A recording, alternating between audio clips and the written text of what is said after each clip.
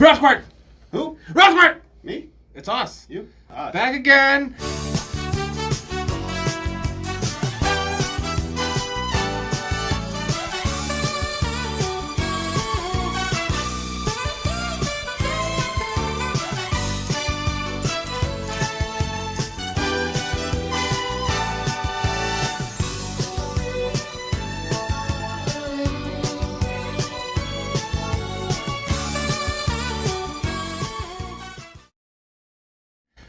The guy, the man, the myth, the legend, Robert Cappa gracing us with his presence once again.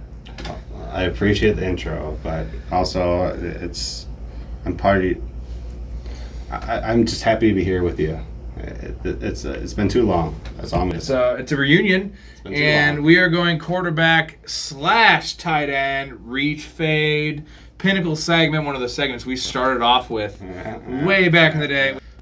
We are coming up on episode 200. This is 198. He'll be back next week for the culmination, the celebration, strippers, cocaine, dicks, all the things we love around here. You made a lot of promises. Hopefully you can live up. I have, yeah. I need all those. Strippers, cocaine. It would probably just be my dick. Well, and I get arrested. And great show, guys. I have a quick story time with Rob for you.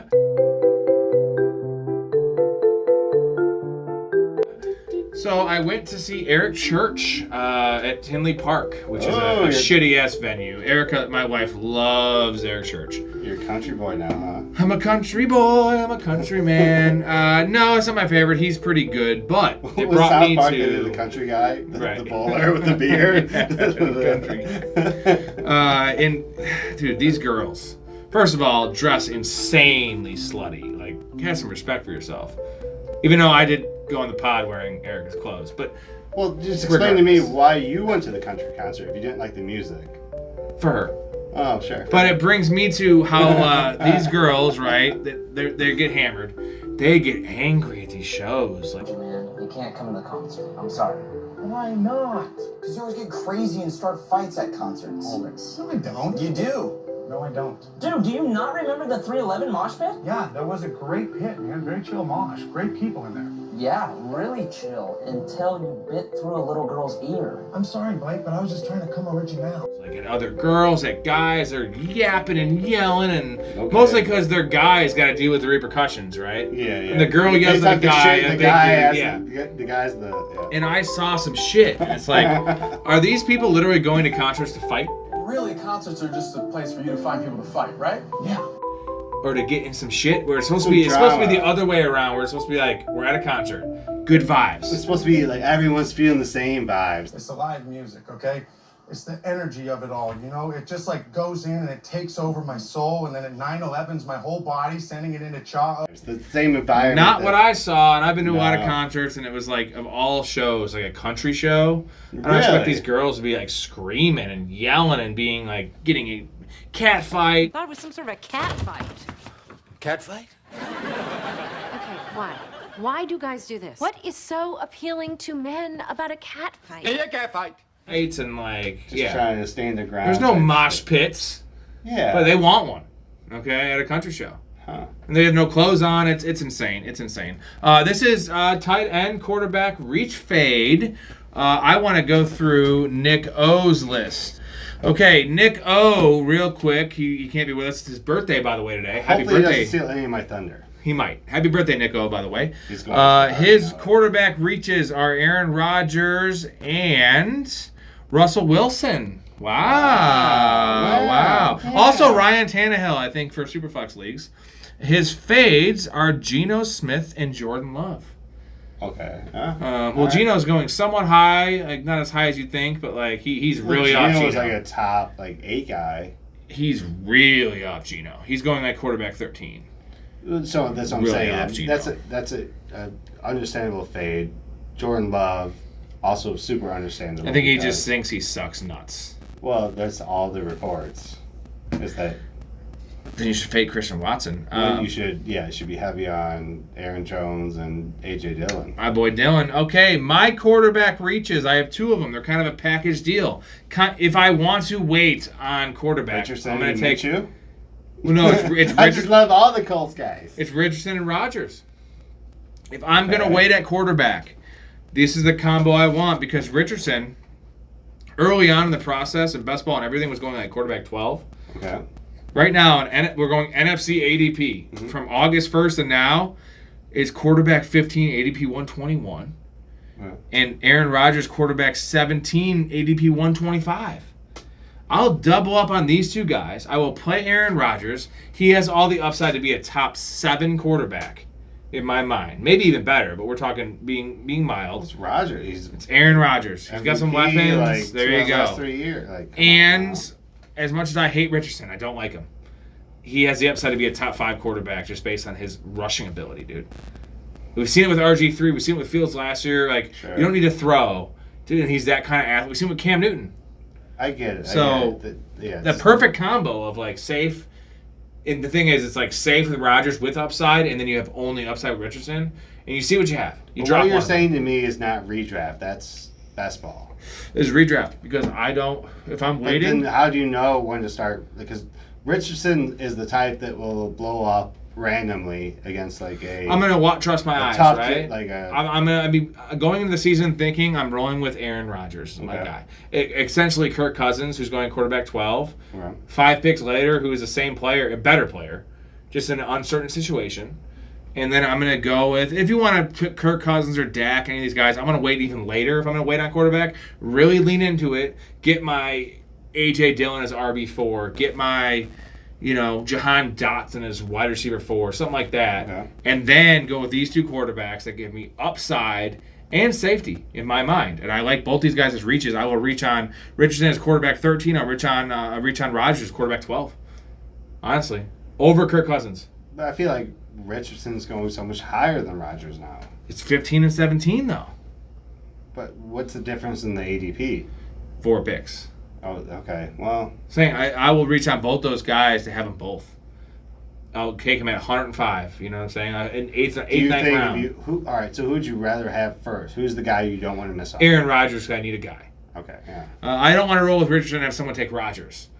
Because then I'm stuck with a possible non-starter. That's my question. Is like there's other guys, Brock Purdy. Like if you had to do one guy, like if I do one guy, it'd be Brad Pitt. No, it's gonna be. I'm gonna take Rodgers first, and I'm really high on Rodgers. But Richardson's upside, and this is a 4. This format's 4 for passing touchdown. Mm-hmm. Man, that guy at 15, if he does play, and he doesn't have to be good. He doesn't have to be NFL good. If he's just like out there making plays. Throwing picks, I don't give a fuck. He's going to have 70 yards rushing a game. He is a starting caliber quarterback mixed with Aaron Rodgers. I know it's a headache in terms of who to start. At that point, it's a good thing that I have 2 guys that are viable. I go on matchups. All right, so my first guy. So here's the way I think about it early. This is like an anti-running back year for me, right? I want wide receivers early, and then I kind of want to fill up the rest of my team. And with like the 7th through 12th pick, maybe want to take, like even in redraft, I want to take 3 or 4 running backs. Yeah. See who shakes out. Uh-huh. So with that philosophy in mind, my number 1 guy, this is the only guy I could say with certain that I would reach on, is Justin Fields. Bottom line is, I just want to read my notes here. So fade RB year, here's my notes directly, verbatim. Fade RB year would have him over guys at 30 and above. So looking at the guys that were drafted 30th and above, like who would I rather have? The potential QB1 or a potential wide receiver 2 or running back 2. Right. So I'm like, there's no one with that 30 to 50 range where Fields is getting drafted. ADP is 50. He's the RB7 or QB7. That's insane. So there's no one from 30 to 50 where I'm like, there's no way they're going to outscore Fields in my mind, right? Also, this is the emphasis of what, like, he has, to me, the top 3 rushing ability in the league, running backs included. Yeah. Like, he was 1,400 yards, man. I think I looked it up. He was number 6 or 7 in rushing, and he only he was unleashed like halfway through the year. Yeah, I did the stat that if you did his last 9 games, if you stat that out for the whole season, he was on pace for 1,600 yards rushing. That's what I'm saying. 1,600. And the league leader was Jacobs, like 1626 Nick Chubb or at something 14. like that. That's what I'm saying. So It's right there. He has top 3 rushing potential in the league, not just quarterbacks. The league. And if he doesn't rush as much, that's just more passing, baby. You know what I'm saying? To put in perspective, Hurts had 13 rushing touchdowns. Fields only had 8. And Hurts only had 800 yards rushing. So if Fields goes to 12, not even, we don't even call it 13, but if he goes to 12, how many rushing yards does that make up for? Plus, now he has DJ Moore, Mooney. Yeah. Full season of Chase Claypool. Like, Komet, there's a Robert lot Tonyan, of weapons that he has the potential. Like, more trust of his coaching staff for passing the ball. They had no trust in him last year. Yeah. Well, until they had to. Yeah. And I like it. I love Justin Fields. It was hard for me to rank him. I had him at 7 because our ranks were 6 for passing touchdown. And it was hard for me to put him ahead of Lamar Jackson just because it's Lamar Jackson. Yeah. It was hard for me to put him ahead Justin Herbert because it's 6 for a passing touchdown, right? So it's like, but in 4, Justin Fields it's Lamar, Fields, and Herbert. Much. And Justin Fields, I'm sorry, offers more upside than Lamar Jackson, dude. He does. Because of rushing. He just really does. I don't think we've seen the best of Fields yet. Not even close, dude. He hasn't even... It's tip of the iceberg, man. Titanic. Check that shit out. Legit think he has an option to be the number 1 rusher in the league in terms of rushing yards and touchdowns. And that's not including his 20... If he has a down year, 20 touchdowns. We both agree. I know we talked about this a lot. He is such a better prospect than Jalen Hurts. And we saw what Jalen Hurts did last year. Granted, the situation, A.J. Brown, Devontae Smith, offensive line, he doesn't have this, but it's improved. But he's a better player. Yeah. Train. Game on! Second guy? Who's your second? I like the first one. I do like it. Trevor Lawrence, whose ADP was 52, quarterback 8, right behind him. This is more of a gut feeling because I told you off camera, it took me a long time to find the second quarterback. I kept looking at it and writing something down and then coming back to it and like, nah, I don't like that. But Trevor Lawrence, he's the guy that is accelerating into the stratosphere. Like, he's the type of guy that can go from 25 to 45 touchdowns. Yeah, like 450 yards rushing, 5 touchdowns. Yeah, the rushing best record in the league. He had 5 rushing touchdowns and 400 rushing yards last year just by accident. Yeah, like with only 25 touchdowns, but it was still like a top 10 fantasy quarterback. Yeah, he's on to Zay Jones, bro. Now he's got Calvin Ridley's son. Oh, Kirk. Kirk, yeah. Right. But Kirk's a perfect number 2. He's not number 1. We know. Well, now Calvin Ridley, if that's the dude that's going to get the attention, Kirk is Christian's only going to get more. Evan, Ingram, solid. Like ETN, they got the players. Dude. Yeah, they got that's the players. what I'm saying. So like, he's got the there's confidence someone that's too. Like year 3. So both my guys, if you picked up on it by now, are year 3 guys that were mediocre year 1 guys with shitty coaches, got better coaches, had blow up years, and now are getting back into it with more weapons. One of them had DJ Moore, one of them had Calvin Ridley. Yeah. Both 1,400 yard, potential 100 actual catch guys. number 1. Yeah. And so now you're adding that to him with another year of progress. If you're looking for anyone to blow up, we know what Josh Allen, Mahomes, we know Burrow, we know what those guys are. They're flirting with 40 touchdowns. Here's the question I have for you. So as of now, he's quarterback 8, right? We have the top 3, which are undeniable, right? We have Hurts, Mahomes, and Josh Allen. Then we have the next 4, which is Herbert, Lamar, Justin Fields, and Joe Burrow. In any order you want to have them, right? Sure. Like, I cannot put Trevor Lawrence ahead of those guys. I don't think you can either. Easy. Really? Yeah. Well, ahead of potential. which? Agreed. But like, would you draft him ahead of any of those guys? Like I said, I think we know that Burrow's a 32 to 38 touchdown. You cannot take him ahead of Joe Burrow. I'm sorry, you can't. You shouldn't. Sure. Okay, Lamar, injury problems. You can't take him ahead of Lamar Jackson, former MVP, with a better offense though. I'm more confident taking him over Lamar than I am Burrow. Okay, Herbert, you can't take him ahead of Herbert. He's got Kellen Moore. He threw the ball fucking 700 times last year. Maybe one of the worst coaches in the league. Like, I get it. Like, the only thing that's holding it back is that they had that coach. So we did the tiers and ranks show, right? And we had, the first tier of 3, the second tier of 4, then we had Trevor Lawrence in his own tier, because after that you have Tua, Deshaun Watson, Dak Prescott, Kirk Cousins, right? Which he's ahead of those guys. I agree with We that, could yeah. not put him in the second tier, unfortunately. But you could still have him ranked 8 and reach on the guy, because right now his ADP is 64. The other guys are in the 50s. And you can not necessarily take him ahead of those guys, but you could take him ahead of ADP, and it could be a reach, if that makes sense. Yeah, like, yeah. Because I personally love Trevor Lawrence. And last year, just so you know, both your guys you're saying you love, if you remember my hot take episode, I had Justin Fields as a top 10. I had Justin Fields as a top 10 and Trevor Lawrence as a top 12 quarterback in my hot take episode. And they were both going in the high teens, late 20s, early 20s. Sure. I hit both those. I had them everywhere in best ball. Sure. So I love these guys. I just cannot take Trevor Lawrence ahead of the tier 4. Although the upside is there because he has the legs, he has the arm, he has the offense, he has the weapons. It's just tough for me. Yeah, you're thinking of it differently. You're thinking of like, can they sneak into the top 5 potential? I'm thinking, could they be number 1? You think Trevor Lawrence could be number 1? Oh, okay. Well, there it is. We've got MLB player props there. You want to make sure you're betting with value, and that's the way to do it. So, sportsbettingintel.com. Visit us. If you have any questions, contact us. We'll My 2 fades. I have Daniel Jones, who's quarterback 13, ADP 115. That's insane. I like Daniel Jones. His rushing upside is nice. Daniel Jones has the ball. Yeah, 8 touchdowns. The schedule is tough. All he has is Darren Waller and a bunch of slot guys. That's terrible. Like, I'll never take him ahead of Aaron. Even in a 4 point for passing touchdown league, ahead of Aaron Rodgers, no.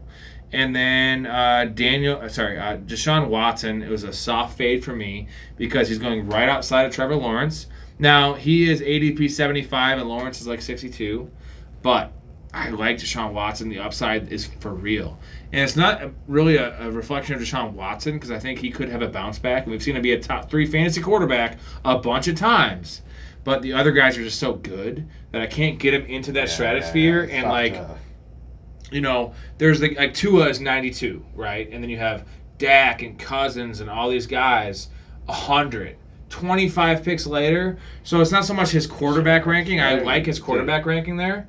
But I don't like him at that price because there's still a lot of good receivers on the board. Yeah. And I like the upside. The upside is fucking for real, man. But, like, that's why it's a soft fade for me. I will own some Deshaun Watson this year if the price is right. At his quarterback 9, I don't mind it. It's the ADP. So if I get him right, if I get him at 93 and then Dak and Tua and these guys go at 95, 96, I'm happy with it. Sure. If I get him closer to Trevor Lawrence, I don't. That's where he's going now. Well, that's a reach. That's what I'm saying. That's why I'm not doing that, and that's why he's a soft fade for me. Who do you have for your face? Reading my mind, because is that your face? Watson was a candidate. We talked off camera. Like I was like, I couldn't decide my quarterback. I couldn't figure out. It's tough to fade because there are really accurately ranked. Fields was the one definitive guy. Yeah. That I would be willing to reach for, and then like I settled on Lawrence because I'm like, who else has like 50 touchdown potential? Overall, rushing, passing. Yeah, he had 5 last year. Yeah, he got 42 and 8, dude. He had like 250 yards with 5 rushing touchdowns. So who is your fade? So you have 2? Well, I only had 1. Only 1. Oh yeah. Watching was a soft fade. Sorry.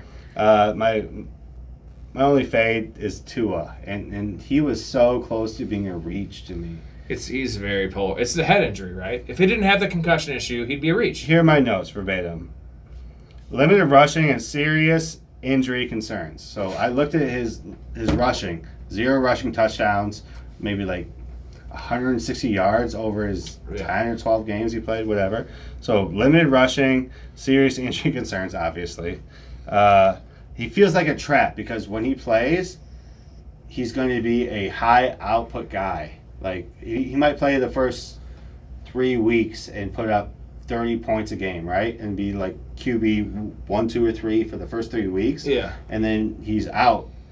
You might not know when he's going to come back. So he's always a position in flux, is what I'm saying. Yeah. He feels like a trap. Like he feels like if he played every single game, he'd be a reach for me.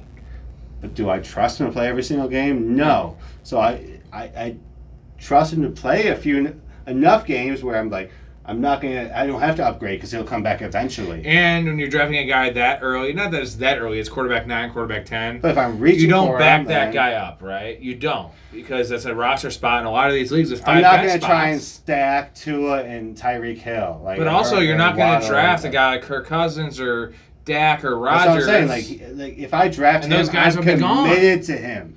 Like right. If I draft him, like he's a commitment. Like he's going to have 35, 50-point weeks. Yeah. And then he won't play for 3 weeks potentially. Like that's if he's out, I feel like he's out. And here's my counter argument to that.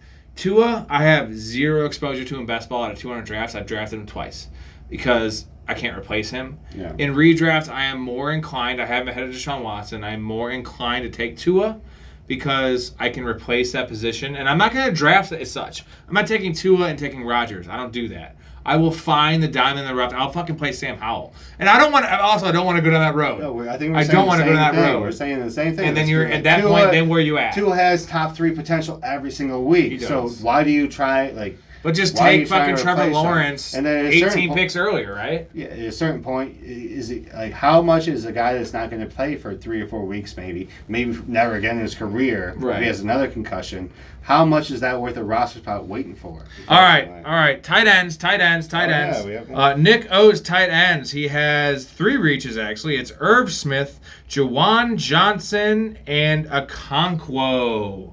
Now, with the recent news, I haven't really updated my Roto World, but I do believe that Treylon Burks had a serious leg injury today, which is going to push Okonkwo up. I don't know how much higher it can go up, but that's Okonkwo, and his fade was Hawkinson and Dalton Kincaid, which we both talked about on this show, and we don't like either of those guys. I may have a repeat on this list. I will go to my reach here. I have a combo platter of 2 guys. Actually, I have 3 guys. The first is a combo platter of Kyle Pitts, surprise, surprise, surprise, and Dallas Goedert. They are tight end 6 and tight end 7. Reaching. ADP 71 and 75. And I have them because the upside there is unbelievable. And I have Pitts and Goddard ahead of Waller, Kittle, and Hawkinson. Now, Hawkinson, maybe not as much, but, I love Waller. I do. He's injury prone as fuck, and you know it. George Kittle, super injury prone, a lot of mouths to feed. And Hawkinson, I just don't believe the player. So, am I going to take Pitts and Goddard over those guys? I'm not going to have to. But I have them rated that way. And Goddard is, to me, the safe guy. Awesome offense. He hasn't been using the red zone like he should, but Goddard is in a high-powered offense with more passing than they had, safe for 8 touchdowns. Or 1,000 yards, and Kyle Pitts is just the extreme awesome athlete that one of these days, I've been saying it for 3 years in this show, is going to unlock. And everyone likes Drake London this year for some goddamn reason. He also plays in the same offense, and he's a receiver. And Kyle Pitts is not a tight end, he's a receiver. Wait, who's throwing those guys? It's Desmond Ridder. Yeah, okay. I don't care. It's better than Mariota. It can't be worse. Yeah, it could be. I'm just saying, Kyle Pitts is a generational player. He's going to show out because he has to. He's going to. And I'm going to take the risk at 71 ADP. Sure. Okay. Fucking 6th round. Yeah, all right. I love it. And then Goddard's a safe guy. I like both these guys. And the thing is, I don't have to take them over Waller, Kittle, or Hawkinson. Let those guys go off the board. And I'll reach closer to where the other guys are going on these dudes. And I will take them over Kittle. I just won't because I don't take tight ends. Yeah. That's my reach because, I will, in my mind, taking at least Pitts at ADP is a reach because no one's going to take them. Yeah. All right, so let me ask you that. Are you, Go ahead. But are you, what's the advantage of taking a tight end in, a top 6-7 round scenario outside of a receiver? There's not much unless they kill it. But what do tight ends probably do better than a wide receiver 2 or a 3? Nothing. Touchdowns. And Kyle Pitts doesn't score touchdowns. All right. So this is the way I went into the way I viewed the tight end position this year. Because I'm not going to take Kelsey. I'm not going to take Andrews. Andrews was, if anything, a bust last year, right? Always a bust except for 1 year. Yeah. We're living on that, bro. And he wasn't even a bust that year. He was a boom guy because no one expected it that year. 1 year. That's what I'm saying. He's living off those laurels. Mm-hmm. My point being is looking at it, there's no I'm trying to understand what the positional advantage of drafting a tight end that is the number one tight end. Like, well, if they destroy it like Kelsey does, but if you take Kyle Pitts but there's at only tight ends, one guy every single year that does that. If you take Kyle Pitts at tight end 6 and he finishes at tight end 3, all right, with let's give him his rookie year, right, which was 66 catches, 1,000 yards, and it was 2 touchdowns. Let's give him 70 catches, 1,100 yards, and 5 touchdowns. So wide That's receiver tight end 3. 3. No, that's tight end 3 though. No, but that's a wide. That's Tyler Boyd. I get it. So I'm saying you're drafting you could him draft at tight end. You could draft Tyler Boyd. So I'm saying, what is the advantage of the positional advantage? Like, because the other guy you're going to have is going to literally have 50 catches, 500 yards, and 4 touchdowns. That's going to be the difference. Because I can find the Tyler Boyd numbers in wide receiver. I cannot find the tight end numbers. And I'm telling you, that's Kyle Pitts' baseline in my mind. Maybe not touchdowns. He is not going to have less than 70 catches if he plays a whole year. He's not going to have less than 1,000 yards, man. You know what Kyle Pitts' upside is? It's not the catches. It's not the touchdowns. It's the yards. 1,200 yards from a fucking tight end. We've seen him play, though, and we've been disappointed every single... I know. There's never been a game where, like, fine, this is Kyle Pitts. Like, maybe the London game where he had a touchdown. We're like, thank God he had a touchdown. I know. I've also seen his film, and it's incredible, and the guy's great. He just doesn't get utilized. All right, so with that said, this is the way I approach the tight end position this year. And my 2 reaches are... Oh, let me get back to it. Yeah. It are Merv Smith. Yeah. Merv Smith, tight end 20, ADP 190. He's the tight end 1 for Joe Burrow. I know, yep. Joe Burrow. Like, a guy that's going to flirt with 40 touchdowns every fucking year. True. And you have their tight end 1. And that's all I really have to say about that. Yeah, it's not like fucking Forrest Gump. And that's all I have to say about that. That's right. And the second is Knox. Tight end 22, ADP 204. Like, so to me, like, that's the position. Like, running back, I want to wait till, like, round 6 to 11. That's maybe I'll get 4 running backs. Go even later. I'll get 4 running backs in a row. But for these guys, I can wait till literally the end of the fucking draft, get 2 starting tight ends on 2 offenses where the quarterbacks are going to throw potentially 40-plus touchdowns. Like, 35 touchdowns. Like, so those are the guys, like, for me, tight end is a position that, like... Read this real quick. Who are my top 2 drafted tight ends and underdog at 150 drafts? Mervin Knox, 31 and 23. Let's go. Now, I have a different strategy in underdog because I'm going to totally wait and I can pair 2 guys together, right? Sure. Where in redraft, I'd like to have the not decision-making. But I'm just telling you, those are my top 2. And spoiler, my second reach is Irv Smith. I've been talking about him every show. We've loved Irv Smith forever. He's amazing. Yeah, he's amazing. He's still only 26. Injury concerns, Kyle Rudolph situation. And the thing is, we saw who the fuck's the guy last year that was the Bengals tight end? Hayden Hurst. Yeah, we saw Hayden Hurst. He's on the... And now his numbers were not as good as I thought. It was 50 catches, 600 yards, 2 only touchdowns. a couple touchdowns. Only 2. But 50 catches. But he was reliable, and Irv Smith's way better than Hayden Hurst. That's way better. That's my point. That's my point. Way better. And also, it's like, here's the argument in tight ends, right? All the talking heads will say it. You need a second option on your team, right? Like a Darren Waller this year is what fits their mold. Yeah. The second option, in this case, Darren Waller is probably number 1 because they're going to get the targets. It works the other way where if you have a player like Irv Smith who we know is above average as the 4th option in a high volume passing attack, who's guarding him? A fucking linebacker? Who's he going to target? Joe Burrow's going to be like, oh, Irv Smith's on a middle linebacker running down the seam. Yeah. Well, he's more athletic, runs smooth. Like I looked it up. Yeah. Play action, my research, 8-yard line. The defenders are saying that he runs smoother routes. He's a better route runner. Jamar Chase doubled. T. Higgins doubled. Like, Irv Smith on a linebacker. Burrow's like a Peyton Manning to me, where he's going to hit the open guy. Like that's why that's the guy. That's why he has a Reggie Wayne and a Marvin Harrison. He has a T. Higgins and a Jamar Chase. That's the guy. I love it. Because he hits the open guy. So if a guy can get open better, of course I love Merv Smith. It's going outside, almost undrafted. Like I can take him with my second to last pick, and then I can take Knox. Like because they're talking about that kid they drafted. Kincaid can't block. So either he is playing Cole Beasley's role, which the question is, why wouldn't they just draft Josh Downs or an actual slot receiver if they're going to play this tight end in the slot? I know Dawson Knox has scored 7 and 8 touchdowns in the last 2 years. Yeah. I know Dawson Knox can block. I know that Josh Allen likes him, and I've seen him do it on a championship pedigree team. There you go. I love Dawson Knox too. Who's your fade? I'm going to save my fade for last because it's very juicy, guys. I did not have a tight end fade. Okay. You'll probably agree with mine. Yeah. Mark Andrews. Mine? All right. And also, I will have Hawkinson. Nico had Hawkinson.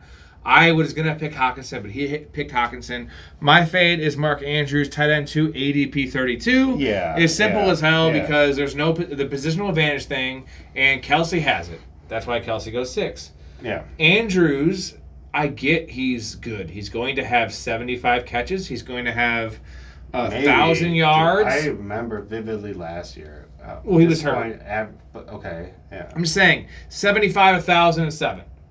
It's a pretty good year. When you have to block 90% of the time, and then you have to go run around. Can't Kyle Pitts or Goddard or Waller, any of these guys do the same thing. Yeah. Kelsey's upside is what we saw last year, 110 catches, 1,400 yards, and 12 touchdowns. I get that 32 is not 6 ADP. 32 is still a fucking round 3 pick. You know what I can get in the round 3? I can get fucking T. Higgins. Dude, I can get fucking. That's exactly what I was going to say. Travis Etienne, even. I'm not saying I love Etienne, but I can get like Joe Mixon. I can get these like workhorse running backs. I can get these fucking Calvin Ridley. You can get a guaranteed 200 touches. I can take fucking one 200 of these touches, like opportunities. That's what you want. Take one of these top 3 quarterbacks that they thought I can reach out on the quarterback like Justin Fields. League winners, right? Yeah. And Mark Andrews will never be a league winner. I promise you. There's so much more competition there now. Yeah, either you get Kelsey. To me, here's the way. Either you get Kelsey in the second round, or you're waiting on tight end. Like either Kelsey somehow falls, which. And here's the problem with the guys I was talking about with Goddard, Waller. I mean, I like the 4 tier of quarterback, right? The guys that talk about Burrow, those guys, that 4 tier. I also like the. I hate Hawkinson, but 4 through 7 in tight end. I love those guys, dude. We have Kittle, Waller, Pitts, Goddard. Those 4. I don't like Kittle as much because of health concerns and the mouse to feed, but like those 4. But traditionally, that's the tight end dead zone where we always love these guys, and every year they produce 60 catches for 900 yards and 4 touchdowns. And we're we wasted that pick. And that's what it kind of feels like this year, but I like these guys more. Because Pitts' outside is amazing, Goddard's safe as hell, Kittle's a fucking perennial badass, and Darren Waller's the only option in the offense. Well, to me, here's the way I view it. It seems like the tight ends are better than RB2. So that's why their ADP has risen. It's because would you rather have a running back that might play whatever, and it get only half the carries on the team, or would you rather have the tight end 1 that's going to get 60, 70 catches? Right. 600-700 yards and 5 touchdowns, because that's especially when you're full PPR. Yeah. Now you're talking about a running back that might get 5 touchdowns. Yeah, 25 catches and 85 touches. Raise the but I think it's artificially raising the tight end position because the running back position is falling out. So there's only so many receivers. So the receivers are jumping up, obviously. But the RB2s are falling, so the tight ends are filling that spot. And the quarterbacks are raising as well. I think it's just a product of the environment instead of the actual production. Yeah. Like these guys were doing this all the time, but they weren't league winners. Right. Like, wise words from the man Caps. He's done this a time or two, haven't you? About 165 times. Well, I did. I was involved in my research today, so I like it. Well, a lot of times before you didn't need the research because you had it all up here. Yeah. We did it all here. We're all here. Rob Squared, we love you. This is awesome. He'll be back next week for the 200th episode. I repeat, 200th episode of this little podcast that makes no money, but we love doing it. We love seeing you. Hopefully you love seeing us. I'll show you my nipples. Small nips. And it's been a complete joy. And now I know for sure I just added 2 more guys to my wolf pack. All right. 4 of us wolves running around the desert together in Las Vegas, looking for strippers and cocaine. So tonight, I make a toast. What do you got there? Oh, yeah! Oh, Yeah. What are you doing?